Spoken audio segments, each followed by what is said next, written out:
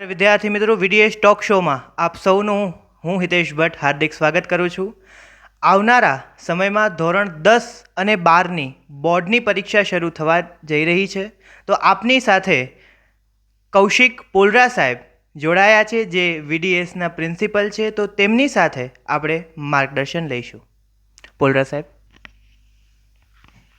નમસ્કાર વિદ્યાર્થી મિત્રો. ધોરણ 10 અને 12 એમની જે પરીક્ષાઓ આવી રહી છે, તો મોટાભાગના વિદ્યાર્થીઓ બહુ જ સરસ મહેનત કરી હોય છે આખા વર્ષ દરમિયાન, પણ કેટલીક વખત એમના માનસ પટ પર જે ડર હોય છે એ ડરને કારણે ડિપ્રેશન અનુભવે છે અને આખા વર્ષ દરમિયાન કરેલી મહેનતનું ફળ મેળવી શકતા નથી.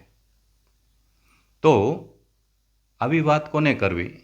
તો મિત્રો, કાંઈ ગભરાવાની જરૂર નથી. વીડીએસની ટીમ આપની સાથે છે. આજે વીડીએસની ટીમ વતી હું કૌશિક પોલરા આપ સર્વેનું ખૂબ ખૂબ સ્વાગત કરું છું અને આપની સાથે થોડીક વાત કરવા માગું છું. પહેલું, તમે સરસ મજાનું આખા વર્ષ દરમિયાન કામ કર્યું છે. જો આખા વર્ષ દરમિયાન તમે ખરેખર કામ કર્યું જ છે, તો છેલ્લે તો સરસ મજાનું રિવિઝન કર્યું છે. અને મારો અનુભવ છે કે છેલ્લે જ્યારે તમને એમ લાગે કે કાંઈ નથી આવડતું, ત્યારે એનો મતલબ એમ સમજજો કે ખરેખર તમે સારું કામ કર્યું છે. કારણ કે છેલ્લે એવું થશે જ, આવો અનુભવ થશે. તો મિત્રો, ક્યાંય ગભરાવાની જરૂર નથી. તમે સરસ જ કામ કર્યું છે. ચિંતા મુક્ત થઈ જાઓ. તમે તમારી બધી જ ચિંતાઓ તમે જેમાં માનતા હો એ એક કુદરતી શક્તિ જે છે એને અર્પણ કરી દો કે ભાઈ, તું જે કરીશ એ બહુ સરસ કરીશ, મારા માટે યોગ્ય કરીશ. તમે ચિંતા મુક્ત થઈ જાઓ. શું ધ્યાન રાખશો? તો મિત્રો, આ તમારા દિવસો એટલા બધા ઇમ્પોર્ટન્ટ છે કે તમારી શારીરિક અને માનસિક સ્થિતિ એકદમ તંદુરસ્ત હોવી જોઈએ. બંને જરૂરી છે. તો શારીરિક તંદુરસ્તી માટે તમે શું કરશો? તો કે પહેલું, ખાવા પીવામાં ધ્યાન રાખવું પડશે. અત્યારે તમે ખાવા પીવામાં એવું ભોજન લ્યો કે જે હેવી ન હોય.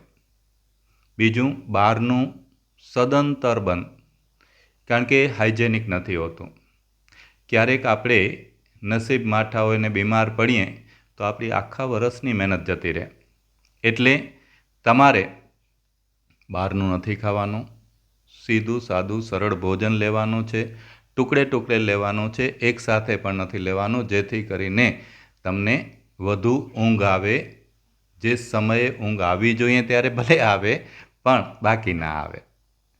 એ સિવાય પૂરતી ઊંઘ, ફ્રેશ થવું છે, મ્યુઝિક સાંભળો, થોડું વોકિંગ કરો.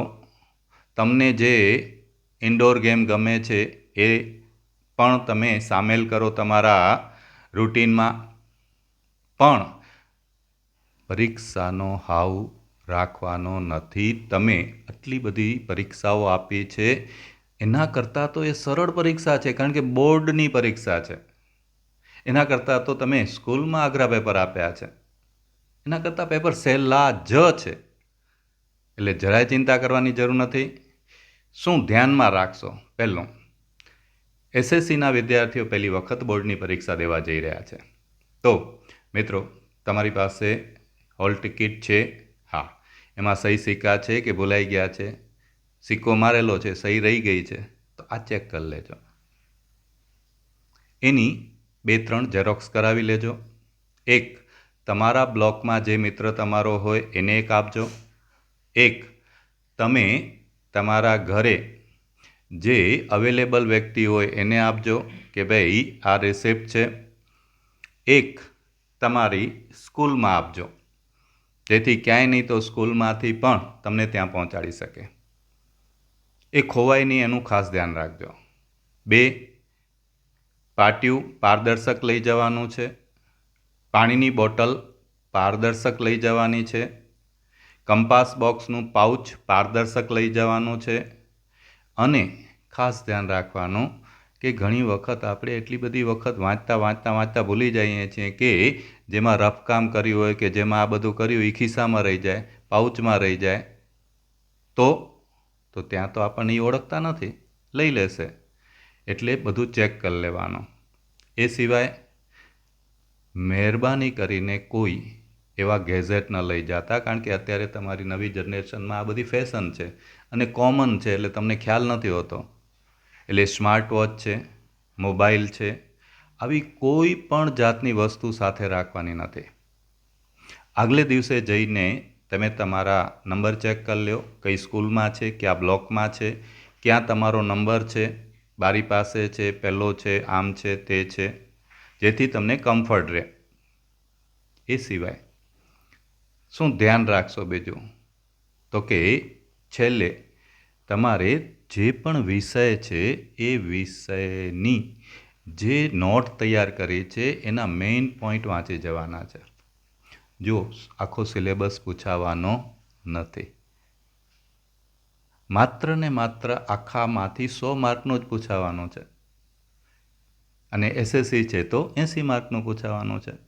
તો એ તમે પોઈન્ટ જ પકડી રાખો અને જે તમને એવું છે કે આ બધા અઘરા પોઈન્ટ છે એને તમે વારંવાર રિપીટ કરી લો, કારણ કે આપણી મેમરી 48 કલાકની તો હોય જ છે, ઇન્સ્ટન્ટ મેમરી, તો એમાં એ સ્ટોર થઈ જશે.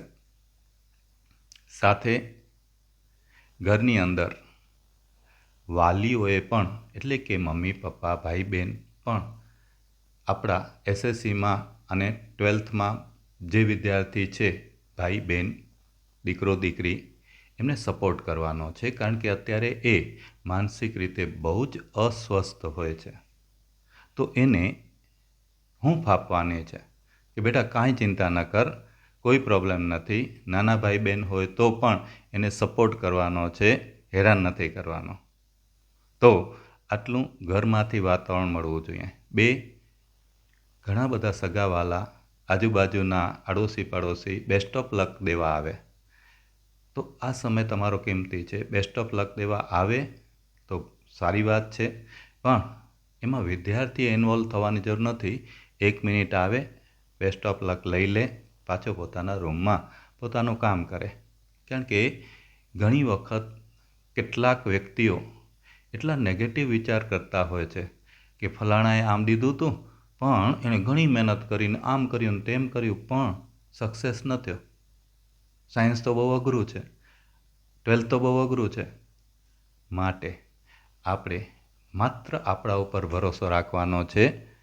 આપણે કોઈ એવા નેગેટિવ વિચારોને ઇન્વોલ્વ કરવાના નથી. તો બીજું શું ધ્યાન રાખશો તો કે આવવા જવા માટે તમે તમારું પોતાનું વ્હીકલ લઈને ન જતા. મમ્મી કે પપ્પા તમને મૂકી જશે, ન હોય તો ભાઈ બહેન મૂકી જશે, એ ન હોય તો તમારા કોઈ મિત્ર હોય એ મૂકી જશે, અને એ કોઈ ન હોય તો તમે વીડીએસ ટીમને કહેશો તો એ પણ તમને હેલ્પ કરશે. પણ વ્હીકલ તમારે પોતે ચલાવીને જવાનું નથી. થોડુંક શિયાળો ઉનાળો બે છે તો કમ્ફર્ટેબલ કપડાં પહેરીને જાજો. ત્યાં આપણે લગ્નમાં નથી જતા કે ફેશન શોમાં પણ નથી જતા. માટે આપણે એવા કપડાં પહેરવાના કે જે આપણા માટે કમ્ફર્ટેબલ છે.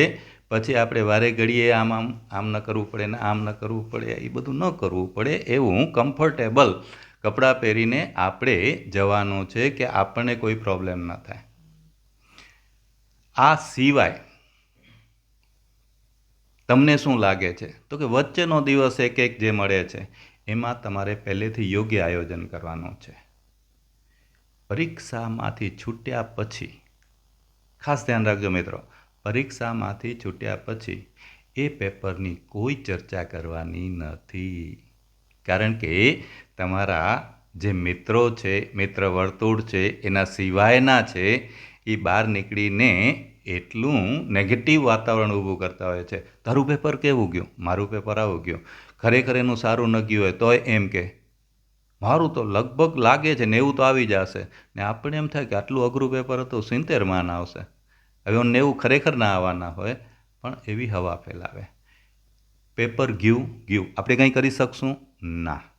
માટે છૂટ્યા પછી એની કોઈ ચર્ચા નહીં. હા, ચોક્કસ પેપર સોલ્વ કરવાનું બધું જ પૂરું થઈ જાય પછી વિષય શિક્ષક પાસે જઈ અને તમે પેપર સોલ્વ કરો અને એના પ્રમાણે તમે માર્કની ગણતરી કરો. બાકી ત્યારે કાંઈ જ કરવાનું નથી. ઘરે જાઓ, ફ્રેશ થઈ જાઓ, ત્યાર પછી વાંચવાનું પાછું શરૂ કરો, ટાઈમ ટેબલ બનાવો, કેવી રીતે રિવિઝન કરશો એ વિચારો. આ સિવાય કદાચ તમને કોઈ એવા પ્રશ્નો મૂંઝવતા હોય તો VDSની ટીમ તમારી સાથે 24 કલાક હાજર છે.